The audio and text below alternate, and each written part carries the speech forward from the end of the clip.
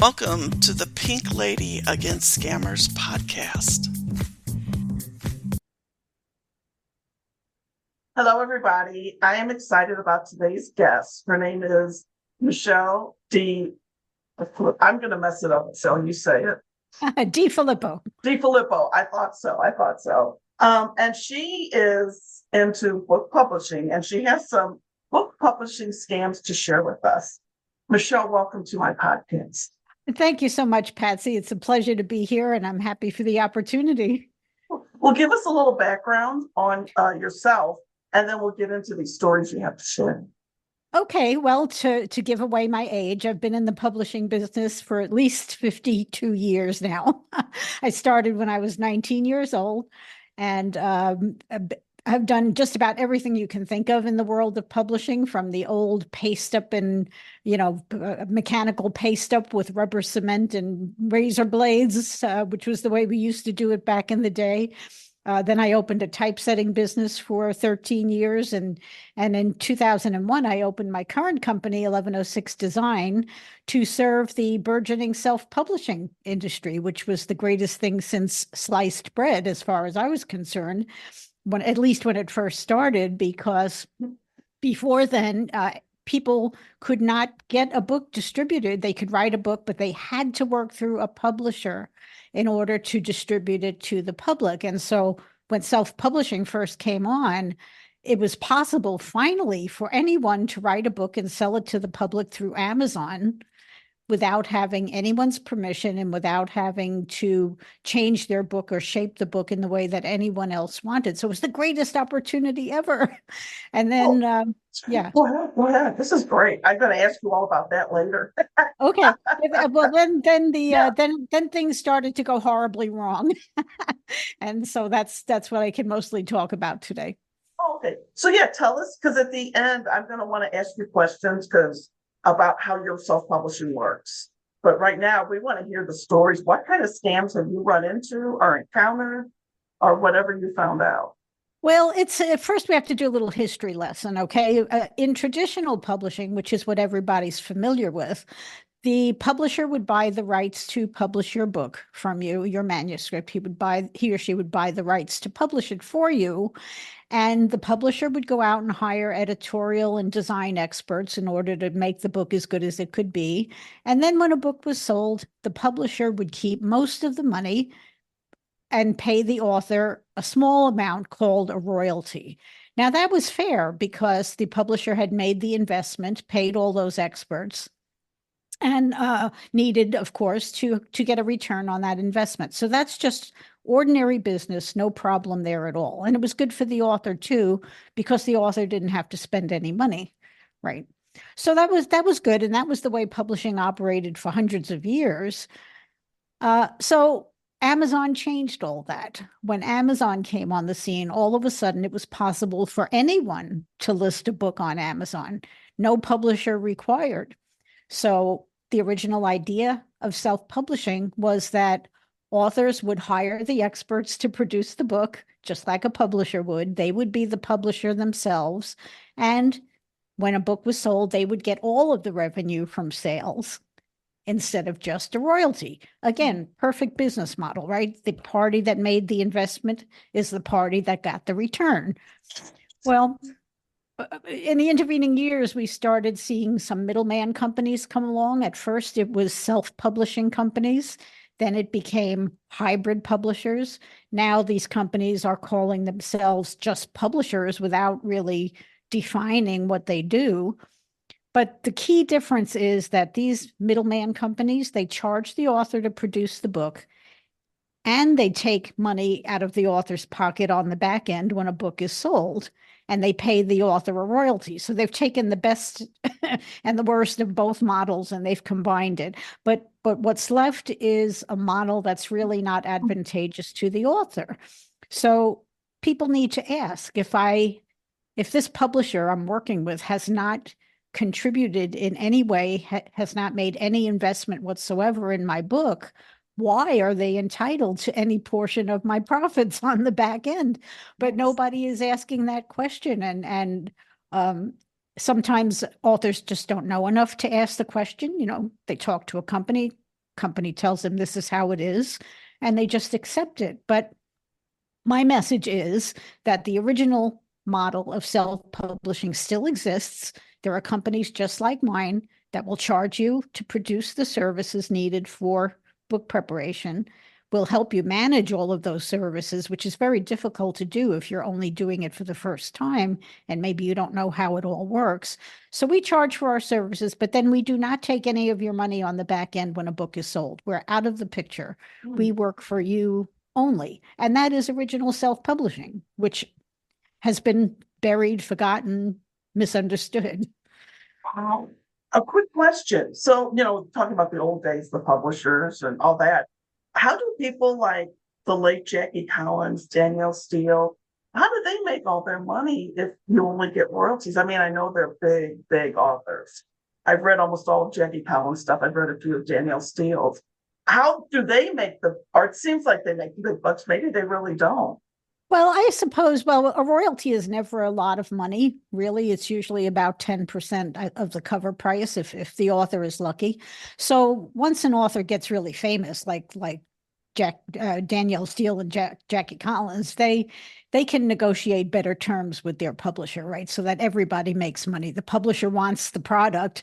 The author deserves at that point to make more money. If they've done all the work and they've somehow amassed an audience of many millions of people, then you negotiate, right? You can talk about what your royalty should be. And that still works for both parties. Yeah. Oh, that's good. That was good. Because when you were talking about that, that just popped in my head. So but I'll write it down. So are there any other kind of weird scam stuff that goes on that you've seen? Besides the problem is it's not always a scam. A lot of times it's just that the author doesn't understand that there are alternatives, right? But then there are scams too, where some of these companies will just produce a lousy book and they'll charge the author a really good price to do that. But they're using template cover designs, or maybe they're editing the manuscript with Grammarly or some other machine editing process, not a good human thoughtful editor. And so a lot of times these companies, they charge that upfront fee and they don't care if the author ever sells a book, right? So the scam comes in when they don't explain to the author what they do, how they do it, so that the author can make an informed decision. Yeah. Wow. So now you have your own company, and I don't know if you want to share any of this or not. What is your fee, and then what all exactly do you do for, like, say I give you my book and I want to self-publish? Okay. All we need from you is a manuscript, and we can take it from there. We offer all of the services an author needs, from manuscript editing to cover design, interior design, and layout, proofreading, ebook formatting. Will help you get your distribution set up so that you're selling books to Amazon and all the other retailers in your name. And that's the important part, right? Because if the distribution is set up in your name, then you get the sales reports, you get the deposits to your bank account, and there's nobody else involved in between there, as would happen if you work with a so-called self-publishing company or a publisher. Oh, okay. Yeah. So a lot of these publishing companies have gone out of business. They disappear, or they never pay the royalties that were promised. And so that's where the scam comes in. Yeah. So, and you might probably know this because you know a lot. How does the Amazon publishing work? Is that, I mean, I have a friend who publishes through Amazon and she uses somebody else. She's been doing this probably like for 10 years, I think. But because I think she told me with Amazon, you got to do your own cover and do your own editing. You're not going to slam anybody, it's open here. How do you know how they function on that end? And well, you see, when self-publishing first got started, it was Amazon who started it, right? Yeah. They had a company called BookSurge, which offered the services to produce the book. And then BookSurge became CreateSpace. You might have heard that bandied about. Same thing. They offered the designers and the editors and the specialists to help produce the book. Then I think it was around 2018, they closed down CreateSpace and converted it to kdp.com. Mhm. And they shuttered the whole thing. They no longer offer experts to help you produce the book. Now they have automated systems instead, which really aren't a good solution to making a good book. It's the hobbyist approach to creating a book. Let's put it that way. And that can be fine if you're publishing as a hobby. Yeah. But anyone can still use KDP and work with a company like mine to get the book produced professionally and upload the book to your KDP account. Mhm. So you can have the best of both worlds. Now, Amazon and all retailers take a commission for selling your book. At Amazon, it's 40%. There's another print-on-demand company called Ingram Spark, and they feed a different part of the retail network. They feed physical bookstores, libraries, other distributors, and so forth. And so for that, they take a 55% wholesale discount off the cover price. So what we do is we advise authors to set up 2 print-on-demand accounts, one at KDP, the other at Ingram Spark. And by doing that, you get the widest distribution at the lowest cost. Oh, okay. And the print on demand is like if somebody wants to order a paperback copy, right? I'm sorry? Excuse me, print on demand, that's like if somebody orders a paperback copy. It doesn't have to be only paperback, but print Okay. on demand means that when an order is placed through a retailer, Mhm. the book is not printed until the order is placed. Yeah. Okay. So, and that was a revolution in the publishing industry, because before that, publishers had to print books in bulk up in advance and hope to sell them. So Yeah. print on demand was an earthquake in the publishing industry. Now it was possible to just print a book when it was ordered. So Yeah. there was no expense involved to doing Yeah. that. Do you see self-publishing taking over more than the standard old book publishing company like Penguin or can't think of any of the others right now, but I mean, do you see them taking over, or do you still see the big publishing companies still flourishing? There's a place for everybody in the market, Yeah. right? The big publishing companies serve the big authors for the Yeah. most part. And they're very happy to do that because they have a lot of expenses. The major publishing companies have warehouse networks and distribution networks and bookstore, all the complications of putting books in bookstores, which involves accepting returns if the book doesn't sell. So there's lots of complications there. So I would guess that major publishers prefer to work with authors that can sell tens of thousands of copies, because otherwise it just wouldn't be worth their while to Right. do it. But what self-publishing is growing like crazy. Something like 2 million books were self-published in Wow. in 2021. I mean, think about that. Not 2 million books printed, 2 million titles published. Wow. Oh, wow. Like I said, I just know a couple of people that do the self-publishing route, and Yeah. it works for them, you know. But what that has done, that has opened up amazing opportunities for people, and such a wonderful distribution of information that never existed before. Right. Yes, it's fascinating, you know.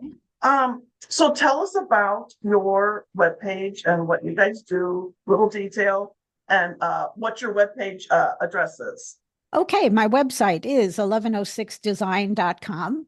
And if you go there, you can give us your email address and you can download a free copy of my little book called Publish Like the Pros.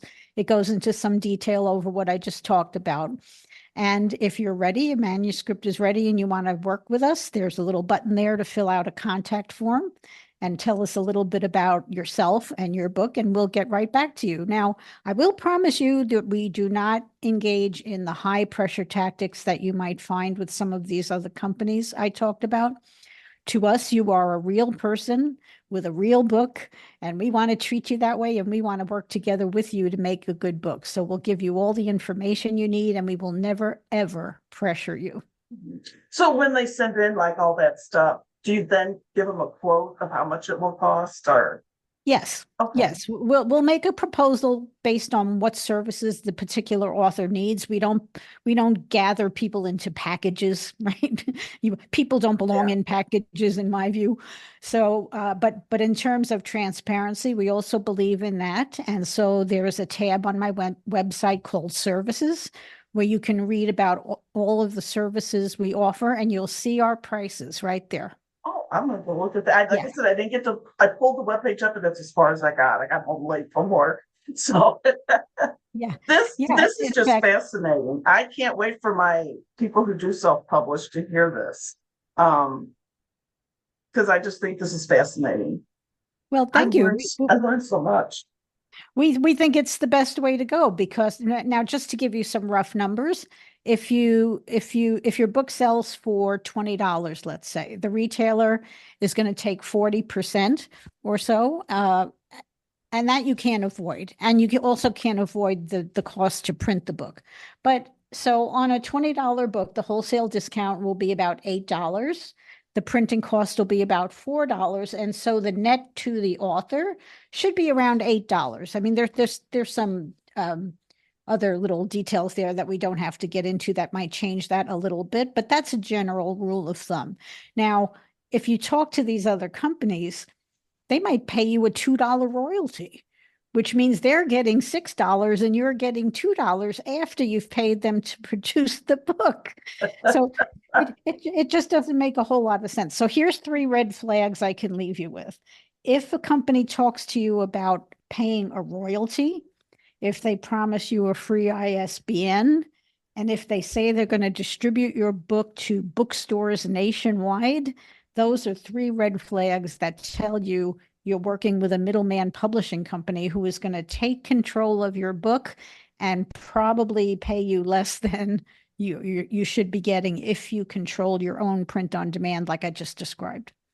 Perfect. We talk about red flags on my TikTok lives all the time. Yeah. This is great. Michelle, thank you so much for being on here. And you opened my eyes to so much stuff. So Well, thank you, Patsy. I look forward to the episode being released, and I'll promote it on all of our social channels as well. great. Thank you so much, Marie. Michelle. It's a That's fine. long day at work. Thank you. I understand. Okay. Please check out Michelle's website. It sounds like they can do everything if you're interested in self-publishing. I know I'm going to check it out myself. Before I wrap up today's episode, if you're interested in being a guest co-host with me on my podcast sometimes, let me know. Just send me an email at patsypodcast@att.net. I record usually in the evening Central Standard Time. And what I'll do is compile a list, and then when I contact you, I'll give you the date, the time, and then some information about who I'm interviewing, so you can do your little research yourself and come up with whatever questions, or if you just want to go spontaneous, that works too. But if you're really interested, I would like to open a guest co-host up. I already have somebody from TikTok who's contacted me. I've had an email, and then I had somebody else. So if you're interested, I would love to start having guest co-hosts because I think it might make this a little more interactive and take less pressure off of me. Also, be sure to join me on my nightly TikTok lives, 6 p.m. Central Standard Time, Saturday, 7 p.m. Central Standard Time. During the week, I'm on for about an hour and a half to 2 hours. I talk to actual scammers online. I stream as well on YouTube. My YouTube channel is Patsy3919. You can watch there because I have a group of regulars who come in there. And you can participate in this because if you're on TikTok, I bring people into the conversation when I'm talking to a scammer sometimes. Usually it's Uncle Tony, and if you've heard some of those TikToks, you know who I'm talking about. So anyway, please be safe out there. Remember, they don't love you, they love your money.